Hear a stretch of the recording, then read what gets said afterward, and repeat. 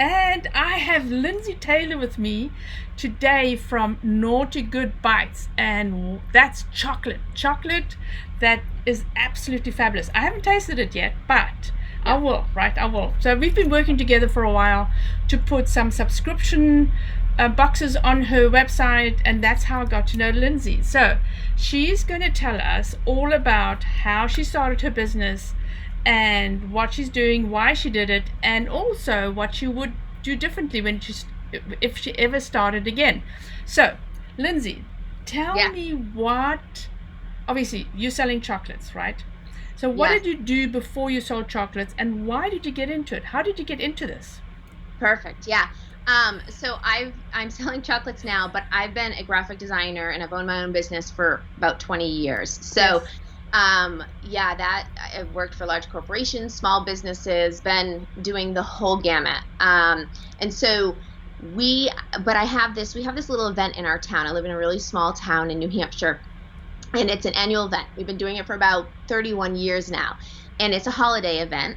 And what it is local artisans will open up their homes and you can come in and shop. And then we bring in other artisans as well from out of town. Yes. It's an awesome event. It's a 2-day event, super fun. But as a designer, I've been part of it for, I want to say about 10 years now. And I've sold all kinds of different stuff, from my handmade journals to, because I'm primarily a print designer, so handmade journals to note cards or whatnot. So and now that I've got kids, I've got 3 young kids. My daughter, who's now 15, we've done random stuff. She's done she's painted these love signs and used them as a fundraiser for something. It's been a lot of fun. So a couple years ago, we decided, I was making these energy balls at home. Our chocolates are made of all whole ingredients, no added sugar, artificial sweeteners, and so we're making these little energy balls at home, and the kids loved them. And so I said to my daughter, this would be fun. Why don't we do this? And then I also have my neighbor, who's one of my really good friends, who I exercise with every morning. And I'd mentioned it to her too. And she was like, oh, that sounds like a lot of fun. Let's do it. Right? Yeah. So she joined me in this little venture as well. But of course, in true designer style, we don't do anything without a brand, without a logo, without a name. Yes. So it's all in, even for one event. So everything was very well established by the time November. This is a holiday event, so by the time, say, November came around, and we did a soft launch, and we call it a soft launch now because it's in hindsight, because at the time we didn't know this was going to be a business, on November 7th, to get people in the door, to make them aware of what we were making, and so that they would come. Like, I didn't, they're going to say, what are NaughtyGood Bites, right? They're going to be like, I don't know about this. And so we want to make sure people knew about it. Yes. And so we did had 20 women. Well, it wasn't just, they weren't all in our exercise class, but we had the exercise class and other women around town. And we created our bites in these little 6-packs, and we delivered them. We'd hand deliver them. And we'd say to people, we'd send them a text if we knew them, with a photo of them on their door, and say, you're being honored. And they were like, what is going on? Because we told nobody. Like, the only people we knew were our families. That was it. And then we had sent out like this little notice that said, be on the lookout, something new. And they were like, what? And so when that happened, during that launch, where people, got to try our bites, immediately they wanted them. They didn't want to wait till Christmas. They wanted them right then and there. Yes. And so it was, all the inventory we had made was gone within a week. Wow. People were asking, do you order online? And we're like, no, just email us, just call us. People were like, what? So within a week, we were made, just a quick form so that they could order online. Do you ship? And we're like, no, we don't ship, no. Within a week, we were shipping to the most popular spot was Florida for a long time. Oh, wow. But now we ship all over the country. And so it was a weird kind of twist of events. It's something that we just thought, would be this one-time event, which could have still been, but kind of blew up, and it was really exciting. So you really okay. So let's talk about the partnership, because after that, so you sort of you sort of grew a little bit bigger. But so you started off with your friend, and the two of you, she's got a therapy business, right? So I mean, she physically has to see her clients, and you don't. I mean, you can work whenever you want to. You like me. So Exactly. so what happened? So because we both have our own businesses, it was Yes. really hard to find the time. And like she Yes. said, I can't I can work with my clients at any Yes. point. She Yes. can't. She has to meet Yes. with them, Yes. from 9 to 10 or whatever. Yes. So I had a little bit more flexibility. But what we decided we were going to do is we had a lot of different holidays coming up. You Yes. have Valentine's Day. There's Easter. There's Mother's Day, Mhm. right? And Mhm. so we said, let's see what happens through to Mother's Day. Yes. And then at that point, I mean, we had done an event, we'd done a taste testing event, we'd done a bunch of stuff. And it was growing, and it was Yes. definitely looking like it could become a business. Yes. But we said, let's take these next 2 months, kind of in June and July, and we just kind Yes. of figured out, what is this going to be like? Is it going to be a business? And in the end, she just said, I can't do this Both. and that. No. Right? She Yeah. couldn't do both. Yeah. And so that was unfortunate, but I definitely, had she not said, hey, let's do this, I would have never even started it, probably, know. or done it to the extent I did. Yes. So, but she didn't want to hold me back either. Yeah. So she Yeah. knew I had a passion for this. I'd put so much time and heart into it, and she knew that. So I'm grateful. I'm very Yes. grateful that she felt like, Yeah. she saw that, and Yeah. she Let's was, go for it. oh, Yes. yeah, Yeah. yeah. Exactly. Exactly. So and so we've been chatting before, and you said you made a comment that you've been very fortunate that your whole family has been with you, right? They have been supporting your hubby, your kids, your parents. I mean, people don't realize how important parents are, encouraging us to do something, because I mean, they are parents, right? If they say, then we go, maybe this is not such a good idea. So I've been very fortunate. My husband has been absolutely marvelous. My mother started a business when she retired at 60, and she's still got a business at 85. So it's sort of in the blood. And my children grew up doing events and packing and unpacking and stuff. So you've been very fortunate with that as well, right? Yeah, it has truly become a family business. Like whether it be my kids helping me with making the product, my husband helping me, my parents. My parents, thankfully, they live literally through our woods. Like, we have a little pathway to their house. Wow.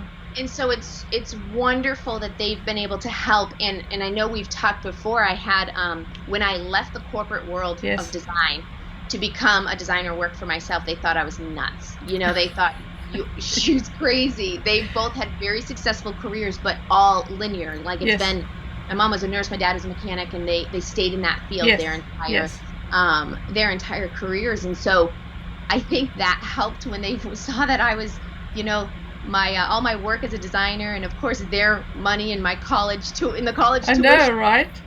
was going to go to becoming a chocolatier. They were like, what? Yeah, right. They were all for it. And my mom has said, gosh, I still work, but I see how much pride you have in it, and so I support you all the way. So it's important, or else they're going to have somebody that's going to hold you back, right? If you don't have all of that support. Absolutely. I mean, because and it's inherent, I think, in women specifically, is that we always held ourselves back. We go, maybe we're not good enough to do this, right? We should be doing right. Yeah.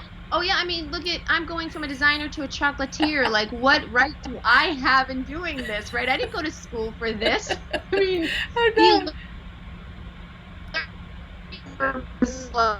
thankfully I have all of that and the importance of that.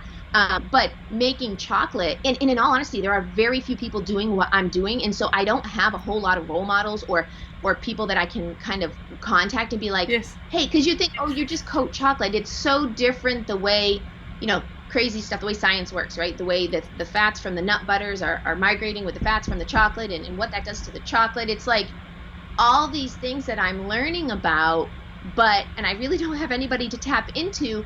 But without my husband's support to say, you can keep doing this, or other women, belong to a lot of women's groups, to say, keep going, like keep doing what you're doing, because it's awesome. So yeah, you need that support as women.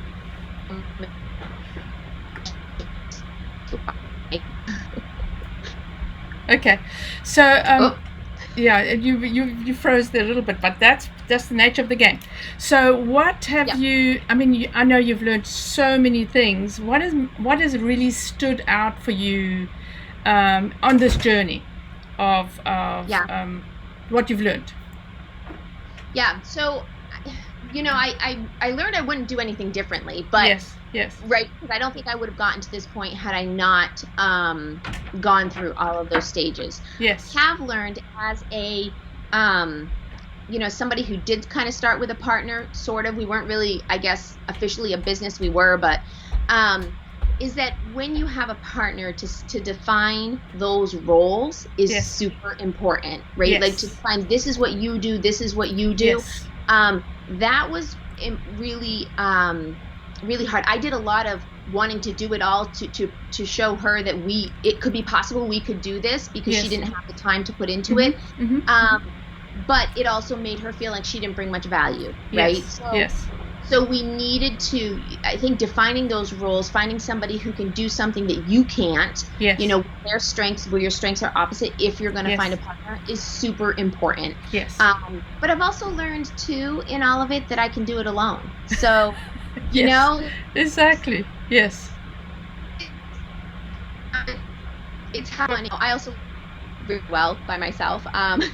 I've learned I'm a little bit particular about the way I want things, and that's okay. Yes. But I think believing that you can do it by yourself, believing that you can switch careers, right? I'm still adding value to my business through design, for sure. So that can go to the wayside, But yeah, so I think, I don't know if that really is I didn't have any big aha moments other than those. I know. So what would you, I mean, that sort of segues into what would you do differently if you ever started again?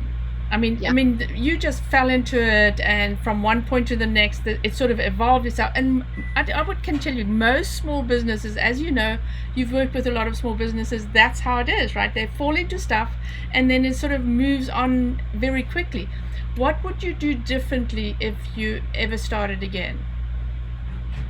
Oh my golly. I know that's going to be very hard, because it's like I know, but I think having what I've learned now, and maybe what I would do differently had it not been a partnership, right? If I had started by myself, I would make sure that understanding that you have to invest, there needs to be a return on investment. You have to invest to grow, and that means right now I'm at this point where I'm starting to really need to look for other people to help me, and obviously I'm working with you to help me. I'm working with somebody to help me with my social media, hiring somebody to help me in the kitchen.